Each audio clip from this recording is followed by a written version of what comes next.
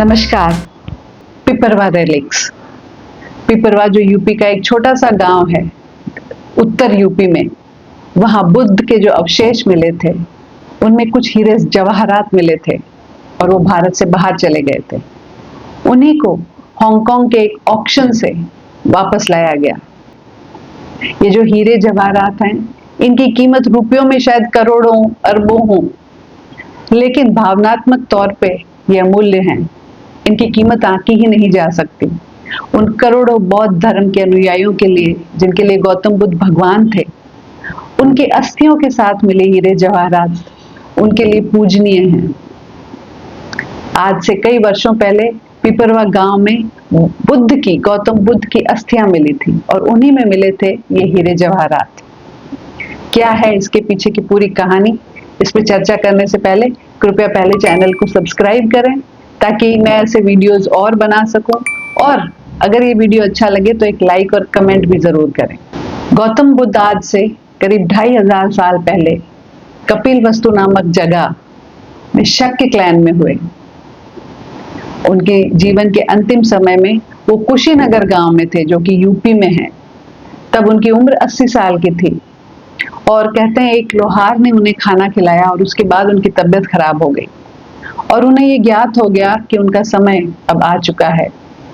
तो उन्होंने अपने सारे अनुयायियों को, अपने सारे डिसाइपल्स को अपने पास बुलाया और उन्हें अंतिम ज्ञान दिया और उसके बाद सल पेड़ के नीचे शांति से उनका देह त्याग हो गया। बौद्ध धर्म में इसको महापरिनिर्वाण कहते हैं। कुशीनगर में उस वक्त मल्ला राज्य था, तो मल्ला लोगों ने उनका अंतिम संस्कार किया और उनको अग्निदाह दिया। गौतम बुद्ध की अस्थियां इकट्ठी की गई और उसमें बहुत सारे छोटे छोटे रत्न क्रिस्टल्स भी मिले। कहते हैं जब बहुत महान व्यक्ति, भगवान तुल्य जो हो, उसको अग्निदाह दिया जाए तो उसकी अस्थियों के साथ छोटे छोटे क्रिस्टल्स मिलते हैं। साइंटिफिक तौर पे भी ये माना गया है कि जब बोन्स और पत्थर एक तरह की क्लाइमेटिक कंडीशन में एक साथ जलते हैं तो क्रिस्टल फॉर्मेशन हो जाता है। तो ऐसे ही कई रत्न उनकी अस्थियों में मिले, जिसे बौद्ध धर्म में शरीरा कहा जाता है, उसे इकट्ठा किया गया। अब शक्य क्लैन के लोग, जहां पे बौद्ध बुद्ध पैदा हुए थे, उन्होंने एक डिमांड रखी कि गौतम बुद्ध की अस्थियां हमें चाहिए, और कई उनके अनुयायी आ गए कि हमें भी चाहिए, और इस तरह से एक बहस छिड़ गई। उस वक्त द्रोण नाम के एक ब्राह्मण ने एक सॉल्यूशन दिया कि ऐसे लड़ना सही नहीं है, ये गौतम बुद्ध का ज्ञान के विपरीत जाता है, तो हम सब आपस में उनकी अस्थियां बांट लेते हैं ताकि सब उनकी पूजा अर्चना कर सकें। तो इस तरह से 8 हिस्सों में उनकी अस्थियों को बांटा गया। उसके 200 साल बाद महान सम्राट अशोक का राज्य आया और अशोक ने भी बौद्ध धर्म अपनाया था। उन्होंने एक प्रयास किया और इन 8 घड़ों को इकट्ठा करने की कोशिश की। 8 में से 7 वो इकट्ठा कर पाए और इकट्ठा करने के बाद उन्होंने उसे 84,000 हिस्सों में बांटा और 84,000 स्तूप्स उन्होंने बनवाए, जहां पे सब जगह थोड़ी थोड़ी थोड़ी ये अस्थियां उन्होंने रखी। और वैसे ही एक स्तूप उन्होंने पिपरवा में बनाया था। पिपरवा में ऑलरेडी एक स्तूपा बना हुआ था, उसका पुनर्निर्माण करके अशोका ने एक और बड़ा स्तूपा बनाया। महान सम्राट अशोक ने इन अस्थियों के साथ कई हीरे जवाहरात, सोना, चांदी और कई सेमी प्रेशियस स्टोन्स भी डाले थे। उसके बाद आया ब्रिटिश काल, और ब्रिटिशर्स को ये पता था कि भारत एक बहुत ही पुरानी संस्कृति है और यहाँ की मिट्टी में कई खजाने दबे हुए हैं, और इसीलिए उनमें एक्सकवेशन की एक होड़ लगी रहती थी। आर्कियोलॉजिकल एक्सकवेशंस उन्होंने बहुत किए। 1896 में एक इंजीनियर विलियम पेते, जिसको कि लुम्बिनी में अशोक स्तंभ में गहरी रुचि थी, उसको लगा कि ये जो पिपरवा में जो छोटा सा मिट्टी का एक ढेर लगा हुआ है, क्या हो सकता है। उन्होंने इसकी जांच पड़ताल शुरू की और उन्होंने 18 फीट गहरी एक ट्रेंच खोदी। वहां पे उन्हें एक कॉफर मिला, एक कक्ष मिला पत्थर का बना हुआ, जिसके अंदर 5 घड़े रखे हुए थे और उन 5 घड़ों में अस्थियां भरी थी, अस्थि फूल थे जो कि गौतम बुद्ध के थे। एक शिलालेख मिली जो ब्राह्मी लिपि में थी और उसका बहुत ट्रांसलेशन करने के बाद ये तय हुआ कि उस पर ये लिखा हुआ था कि ये गौतम बुद्ध की अस्थियां हैं। उन अस्थियों के साथ बहुत सारे रत्न थे, बहुत सारा सोना था। उस वक्त तक का मिला हुआ हीरे जवाहरातों का खजाने में से ये सबसे बड़ा था।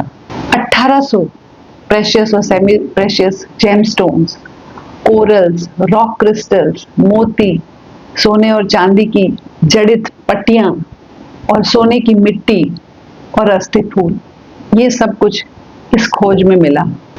उस वक्त प्रिजदान नाम के एक बुद्धिस्ट मॉन्क को, जो कि थाईलैंड का एम्बेसडर भी रह चुका था और थाईलैंड के राजा राम पंचम का वो कजिन था, उसको इस खोज के बारे में पता चला और वो वहां पहुंचा।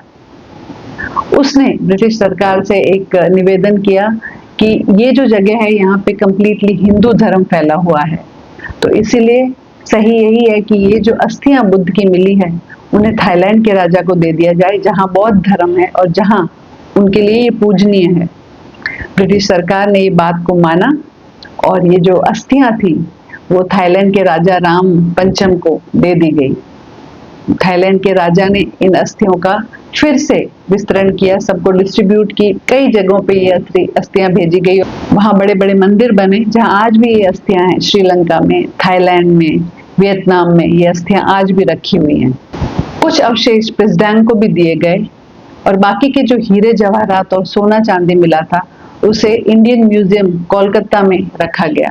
हालांकि कभी किसी ने उन्हें देखा नहीं है। वहां पे एक घड़ा रखा हुआ है एक सिंबल के तौर पे कि ये जो चीजें थी ये मिली थी यहाँ पे।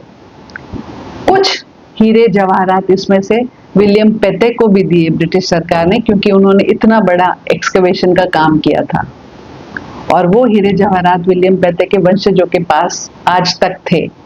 कई बार उन्हें स्विट्जरलैंड में, न्यूयॉर्क में एग्जीबिशंस में भी रखा गया। विलियम पेटे के ग्रेट ग्रैंडसन क्रिस पेटे ने इनको ऑक्शन करने का निर्णय लिया और सॉथबीज को कांटेक्ट किया और ऑक्शन की एक रिस्पॉन्सिबिलिटी सॉथबीज को दी।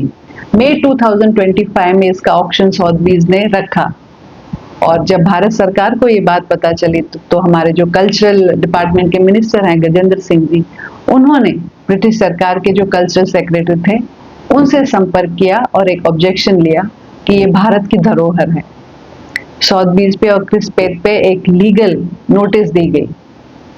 एक पूरा डेलीगेशन भारत से गया और सॉथबीज से बात की और समझाया कि कैसे ये जो हीरे जवाहरात हैं ये सिर्फ जेमस्टोन्स नहीं है, इनमें कई लोगों की श्रद्धा शामिल है। सॉथबीज ने तुरंत ये बात समझ ली और उसी दिन इन हीरे जवाहरात को ऑक्शन से हटा दिया और यही जेमस्टोन्स 30 जून को वापस भारत लाए गए। गौतम बुद्ध, जिन्हें बौद्ध धर्म के लोग विष्णु का अवतार मानते हैं, वो भारत के एक बहुत महान व्यक्तित्व थे, भारत का गौरव थे वो, और उनके अवशेषों में मिले जेमस्टोन्स आज वापस भारत आए हैं।